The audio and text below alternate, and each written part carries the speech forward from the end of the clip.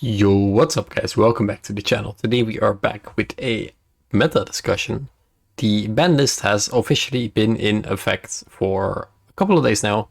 And yeah, the new format is just around the corner and I wanted to give you my opinion about what the new format looks like. Now, what do I have on a basis of my opinion? You know, am I valid, or am I just saying Pendulum is the best deck? No, I've been testing a lot with friends. We've been discussing this entire format because it is a really interesting, diverse format where the best deck might not be the best deck at all if you play it actually out at a tournament. And I'm gonna, show some, or at least say some proof on why which deck is in what position and why it's not as good as possible. So I have a very solid tier list over here.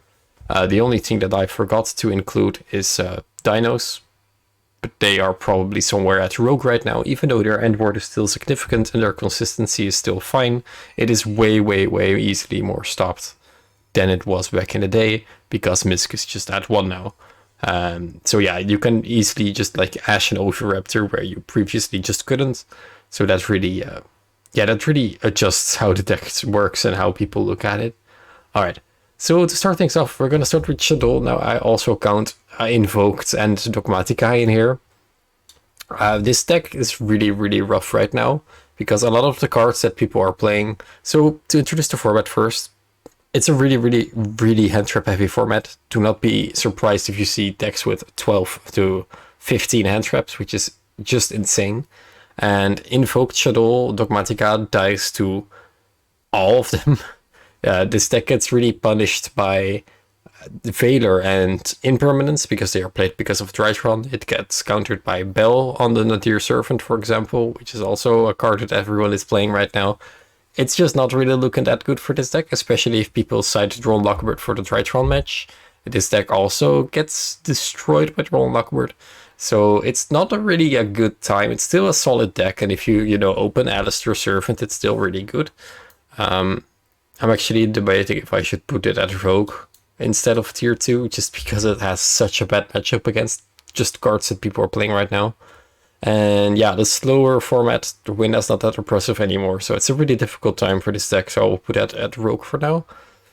The way of Dragons, I still think that Dragons is insane. I think that a control deck with Dragons is just overall still better than Invoked, for example.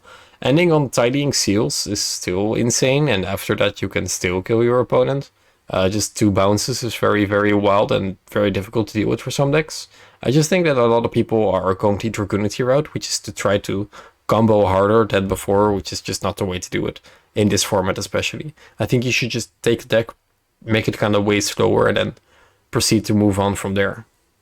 Then we have the Drytron. Drytrons should literally just be tier 1. This is theoretically the best deck of the entire format, which is the best end board and the best results and the best value of your cards.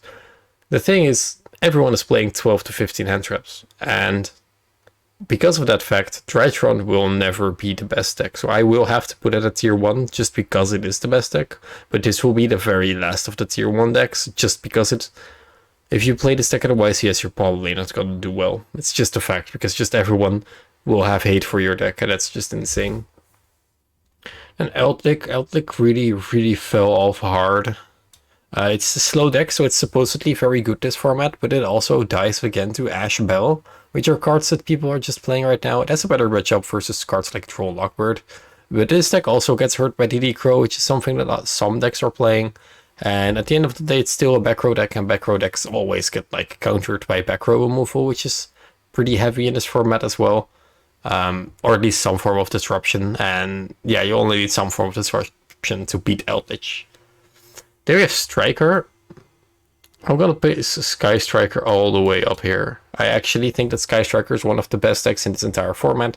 It can easily compete with the top decks right now, just because it can play all those hand traps and it doesn't really die to all those hand traps. Puts it in a really solid spot. It's slow, it's methodical. The only thing with this deck is that you have to be an insanely good player to do well. Like, you will probably play against like Striker on Dueling Book and think like, yeah, this deck isn't that good, but the moment you pick it gets played by a good player, you're gonna lose 90% of the time. If at ignister, I don't think that this deck is good at all. It is consistent, it works, but it's very normal summon reliant. You can beat it by just interrupting at the right moment, which is like the ignister Dark Templar is such a good card to just imperm, for example. And again, this deck also, it plays through hand traps way better, but it doesn't like insta win through like 2 hand traps. So yeah, I honestly don't play against this deck too much, but I figure that if this deck becomes actually good, people are just gonna be able to out their end board quite easily. They have Pendulum. Pendulum is also kind of solid this format. I would say this deck's better.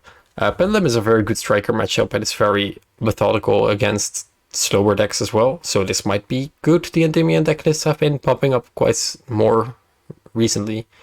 So they are very, very solid. I don't think there's a good build out there just yet, and I think that the longer the format will take, that actually the unban of Joker will actually do something for their consistency, and I figure that this deck might get there in the end of this format, so it's going to be interesting to see. For now, it's going to stay at Rogue. There you have Prankets. Prankets still solid. They can also play the hand traps, they can also play the good traps. This is one of the, like on paper, one of the best decks to play this format. But it also kind of dies to all the hand traps everyone is playing. Imperm Vader hurts the deck on the Doodle-Doo, Bell hurts the deck on the Lynx, and Ash hurts the deck overall as well. And Nibiru also kind of kills the deck, which is still a card that's being played. So yeah, maybe not the best time to play this deck if you are scared of hand traps.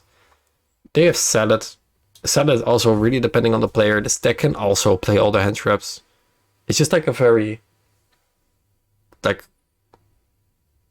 every deck is roughly the same. It's like engine plus hand traps right now, engine plus good cards. And this is definitely one of those decks that is just engine plus good cards. And to play this out well, you will get rewarded. But if you can play this out well, you should probably play a different deck. Then we have the actual best decks of the format. Virtual World is in a very, very solid spot. And that's also because they can beat Tri-Brigade. So I will enlighten on these two. So Tri-Brigade, of course, doing the most with the least amount of cards is very viable in this deck. Like only one Fractal is like your entire combo setup, which is just insane to think about. It can play all those hand traps. It is slow, it is methodical. You can play it out well, you can play a control deck, and most important, this deck can kill your opponent, which is kind of where it differs from something like Sky Striker, which can still kill your opponent pretty consistently. But it's a little bit more hard to do so with like that few amount of cards, while Tri-Brigade is just summon a Link 3, make access talk or OTK. But Tri-Brigade is definitely in the best spot right now. It is still being sided against, but you most of the time need 2 to even 3 hand traps to fully stop them, and if they hard you revolt, you're still dead. Yeah, the insane deck right now. Also the reason why Virtual World is doing so well, because Virtual World has an insane Tri-Brigade matchup. Like, you can banish one of the cards you have on the field, like their normal summon or their spell or trap, but if they just have another, then they have full combo, you still lose. Virtual World is really, really solid right now. It is one of the decks that has the more consistency issues right now, but the inconsistency issues are just way better than the strikers. Like, don't draw a Ray and you lose, but this deck can just draw a card and start playing and go from there. But yeah, Virtual Worlds is in a very, very, very good spot right now. If you still have this deck laying around, I would suggest you start playing this and playing it fast, because this is one of the best decks of the format, if not the best deck. It's kind of a race between like the Tri-Brigade and the Virtual World right now for me. I really, really like both decks, especially because a lot of the hand traps are just significantly worse against Virtual World, which is nice to see. Like the Imperm, the Vader, and the Bell are all kind of not amazing. I guess that Bell is good versus Lau Lau, but that's kind of it. And yeah, I think that this is a pretty solid overlook. I'm maybe a little bit biased on the Sky Striker part. It might be put down one tier lower. You can also, I think, argue for something like this would also really, really work. Yeah, it's going to be interesting. We are very new in this format. This is kind of what I think is going to happen and going to keep happening, especially because King's Court doesn't bring any new cards. So yeah, that's it for me. Let me know in the comment section down below if you agree with all my opinions. And yeah, I say have fun in the Tri-Brigade Virtual World 13 card hand trap meta.